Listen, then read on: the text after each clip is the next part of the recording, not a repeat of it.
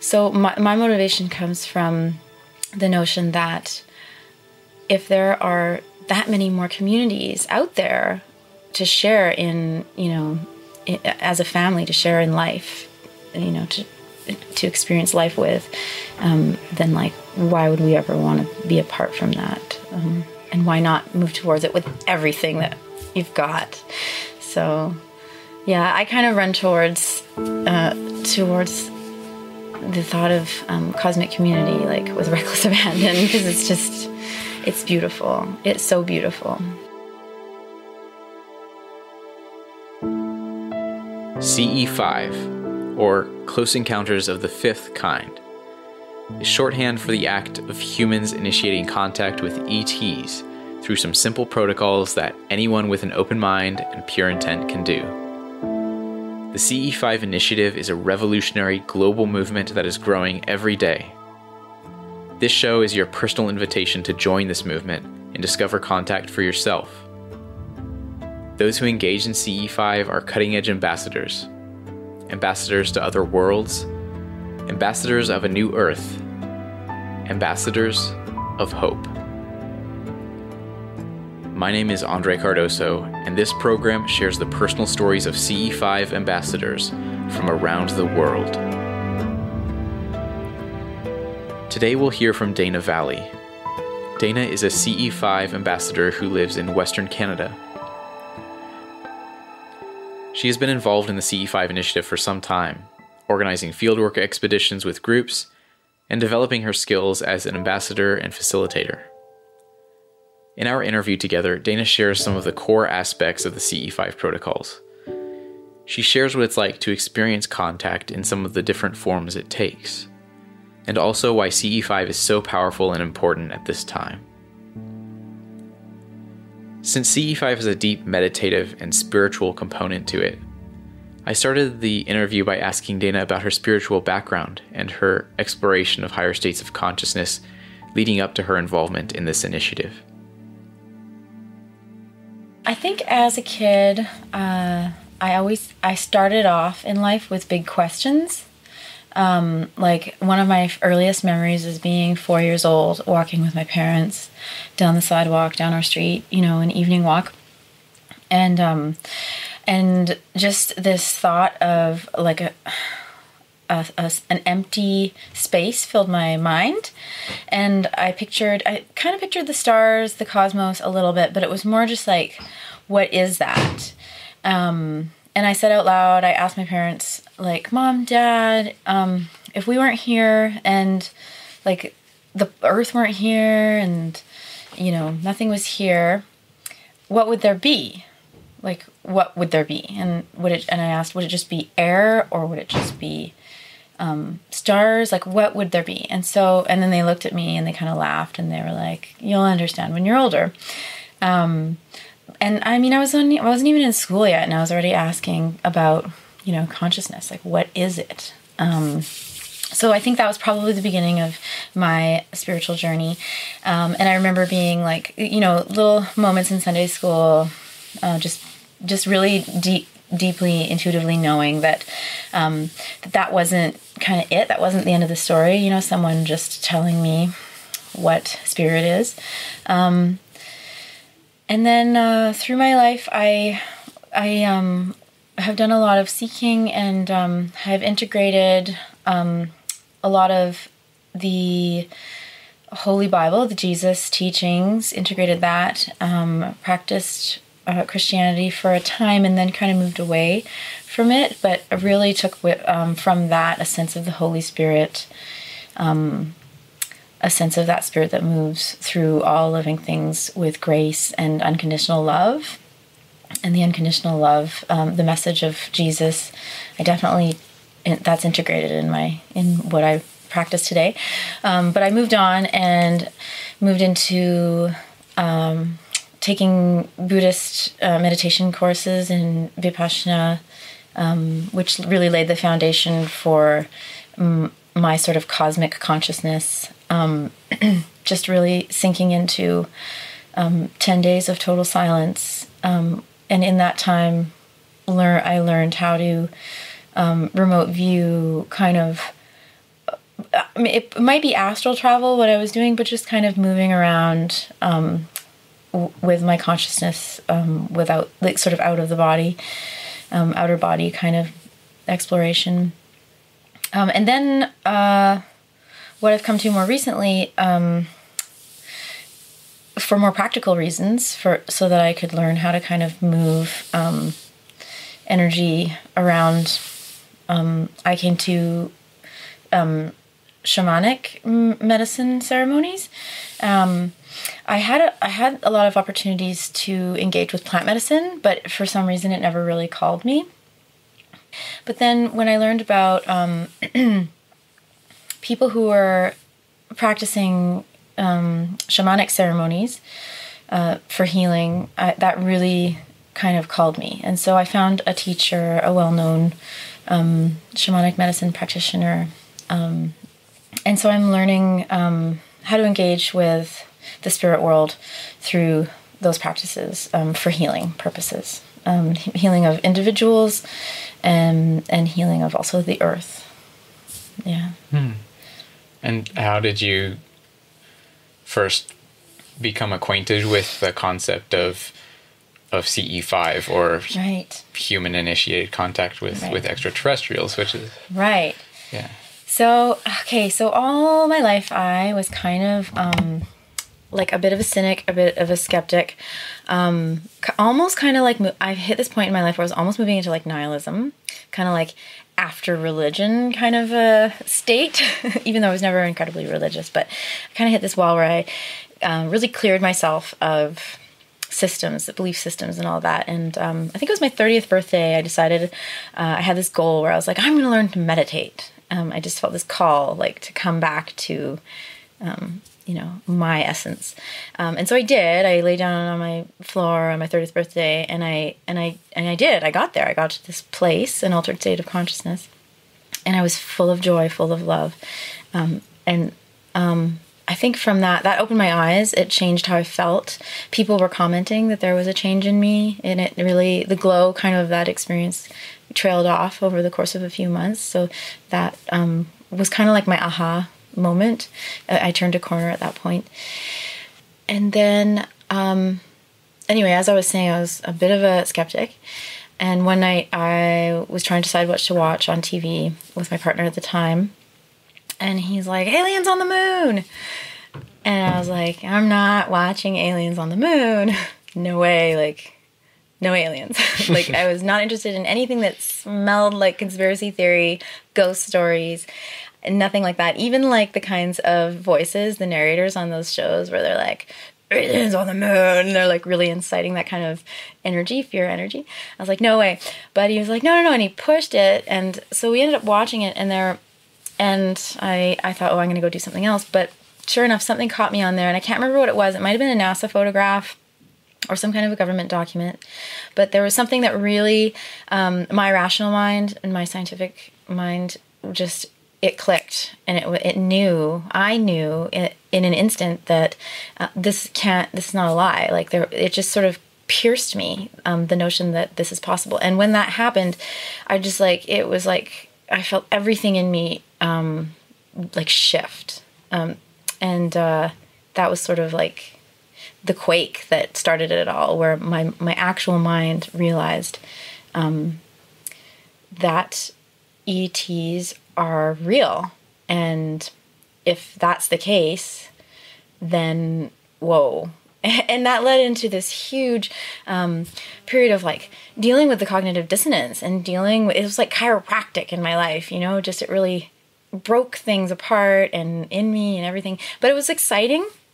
And I went really, really into research mode and read everything I could, reached out to everyone I could. Immediately after that Aliens on the Moon moment, I watched Sirius because I was on Netflix, and it just led me straight there because it was like, if you like this, watch Sirius. And, it was like, it snowballed from there. And I downloaded the app, started contacting folks to do CE5. Just started really moving forward in that direction. Yeah, and what was that like going into CE5 and like what was how did your first experience develop, or what was the first moment that you actually knew that you'd made contact? Right. So, okay, the one that comes to mind is my first actual like contact experience that I initiated, my first CE5. So, after watching Sirius, and getting the app, I emailed a bunch of people in my area, and I just emailed with a lot of enthusiasm saying, I'm going to do a CE5, like I've planned this event. Come on out and join me. And it just so happened that the folks that I emailed were really enthusiastic, and they were supportive, but they couldn't make it out. There were about 6 people in the area that just couldn't make it out that night or to the place or whatever. And I said, okay, well, I'm going to do this anyway because I need to do this. So, you can connect in consciousness from wherever you're at. And then I think it was I had given myself about 2 weeks to prepare, and it looked like I was going to end up going out alone. So I just did CTS as best I could. And I what is CTS? For right, people? CTS, so coherent thought sequencing. So it's the process that I learned from Stephen Greer's work that he developed, where you just picture your location on the earth, kind of like you can picture it from your eye view and then bird's eye view.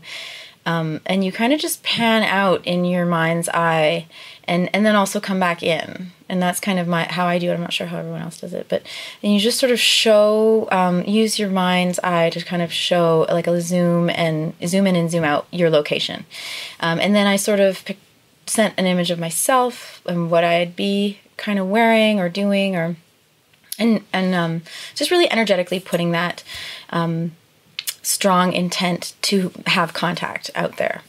And then actually I had to Google like an image of the earth, like some Hubble or NASA images, because I just couldn't quite conjure the image on my own. So I really used those images as tools. And maps, I just also pictured it as a map. And then leading up to my first CE5, I kind of just started picturing the map more and more, the location on the earth and the coastline. And then I went out, and I think because of all that prep, I think that the ETs were waiting for me. They were there already, and I could feel them connecting in consciousness as I was heading out.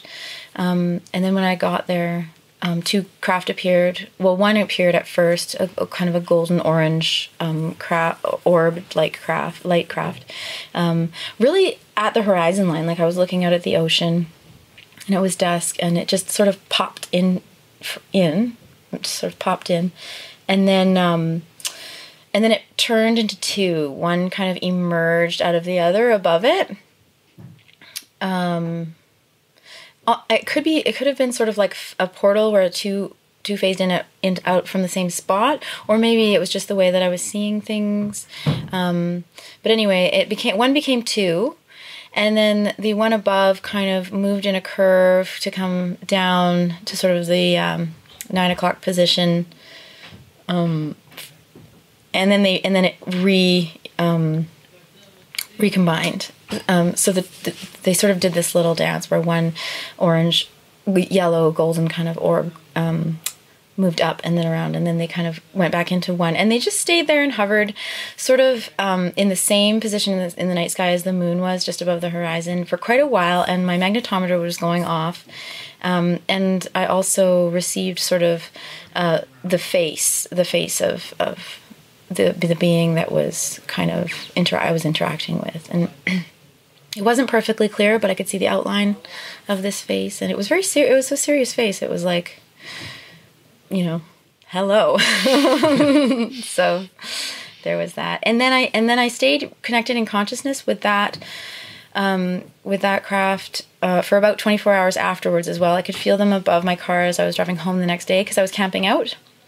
And then that night when I got home, I was connecting in consciousness more. And I think I had another sighting above my house when I got home. So there was, it was a big first timer. And now I'm just curious, what are there any standout experiences that you've had with groups doing this? like maybe shortly after that experience, or kind of how this developed for you? Yeah. So yeah, after that, I continued to do CE5.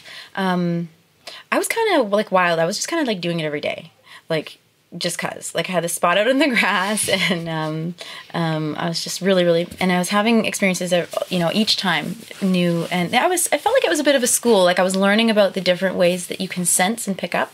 So one time I had the sea seti, the tones, a bird that was singing a song in a tree beside me where I was meditating.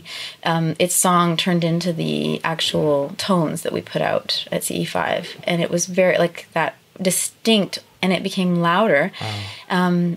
And then after I noticed it, it kind of went back to the bird song. So things like that. Yeah, interesting things like that. But so I was doing stuff on my own a lot. Had a lot of personal, like, sort of opening and growth and development kind of. And then I met up with some more folks in my area, and we started to go out together in a really small group, actually, like just 3 or 4. I was so excited that I was just talking to everyone I could about it and offering to take as many people out as I could. And so I would kind of almost regularly take individuals who showed interest in my day-to-day life. I would take them out to the high school field by my house, and we would go through a CE5 together, just sort of to pass that tool along. And we would have flashbulbs and orbs in the city, like right there in the center of the city where I live, where there's a lot of light pollution and stuff like that. So I've had a lot of activity, even from just in the middle of the city.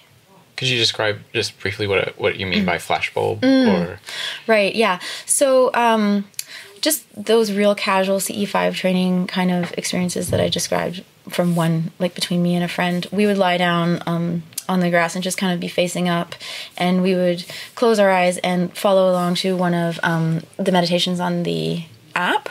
And then when the meditation was complete, or during a period of silence in the meditation, we'd kind of open our eyes and see who had joined us for that, because we would put the invitation out there to join us in the meditation. And, the minute we'd open our eyes, directly above our head, there'd be, what appeared to be a star, but then it would just kind of like really fire up and expand in light to something much brighter than, a headlight of a car or a plane. And then kind of close back up. And sometimes they would flash a few times. And I've even had a red flash bulb a few times. So things like that. Yeah. And not like, just to get an idea, what's important, like why do this? Like, why do CE5? Is it like, what makes it something that's important to you? Yeah. Why might other people want to do it? Why do it? Yeah. So, I mean, like, I ask that question all the time, like, why? But I think that when I kind of drop into my heart, my motivation is, like, if ETs are real and they're out there, that's just more to love. That's just more people and families and life to love. And like, we have brothers and sisters that we don't even know, that we have been cut off from over something as petty as like money or greed or power. These things that divide us, they just, when you drop into your heart and you sink into that expanded kind of space of love and unity, these things that are holding us back from connecting with, our galactic cosmic community, they just seem so small and they seem so disposable. So my motivation comes from the notion that if there are that many more communities out there to share in, as a family, to share in life, to experience life with, then like, why would we ever want to be apart from that? And why not move towards it with everything that you've got? So, yeah, I kind of run towards the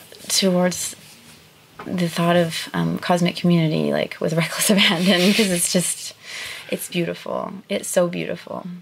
And also, I mean, even if you're not that interested in ETs and like, you know, going to outer space or going to spacecrafts, just to sit as a human being and develop your senses just to the edge of your spectrum for whatever it is that it is, like to be able to see more light, like to, you know, to develop that and to be able to hear things that are a little bit beyond our spectrum. That's a really fun experience, a fun thing to do as an individual. Yeah, and to develop your intuition and expand sort of your senses. Yeah. Last question is there any piece of advice that you would give to somebody who's just kind of stumbling upon the idea of CE5, or they might be interested in going out and doing it themselves? Or advice. I mean, everyone's so individual, right? We're like snowflakes, and everyone has their unique gifts. Everyone has what they bring to this. So I guess my advice is like, just really trust that what your strength is and what you have to offer, you know, this community, that will really become evident to you. It'll rise, you know, in you, and you'll get to know yourself and how you fit into a CE5 community. And the other thing I would think is like, just don't hesitate, just go for it, and really embrace this, because you'll never regret it. And also just the importance of grounding, being grounded, and to sort of being able to be excited about it, but kind of, I guess the reason that I say grounding is because that's been a real struggle for me, is like the energy, I get really excited and I really go up, but I've had to learn how to ground it to make contact. I guess the context I'm talking about is when you're out in the field and you see a craft, you get really excited because it's such a happy moment. But then to be able to connect in consciousness, you've kind of got to really, really come down back to yourself, your peaceful state. So those are kind of tricks of the trade, key things, I guess. Fantastic. Yeah. Thanks so much. This has been really great. Thank you so much. I'm glad we got to have this. Me too. Okay. Hey, thank you, Andre. Thanks, Dana. I hope Dana's story and perspective was as heartwarming and fascinating for you as it was for me. I hope that this show will encourage you to go out and try initiating a CE5 yourself. To help get you started, you'll find a free guide to the basics of CE5 at ce5podcast.com. You can also contact me at that page for any questions or comments you may have, or to share your own story on a future episode. Now, for a ton of resources and the most definitive information out there on the subject of CE5, disclosure, and all other info underlying the basis for the stories on this show, go to SiriusDisclosure.com. That's SIRIUS disclosure.com. I'm really excited to share that there's also a groundbreaking documentary on the subject currently being produced by that same team, with a release date for fall 2019, or spring if you're south of the equator. To learn more and to help be a part of supporting the crowdfunding of that film, please visit ce5film.com.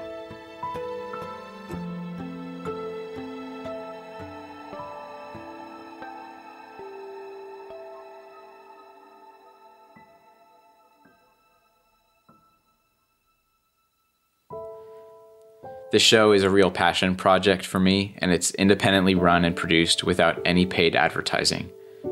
If you're thankful that this program exists and would like to support us, please leave a review on your podcast player or go to ce5podcast.com.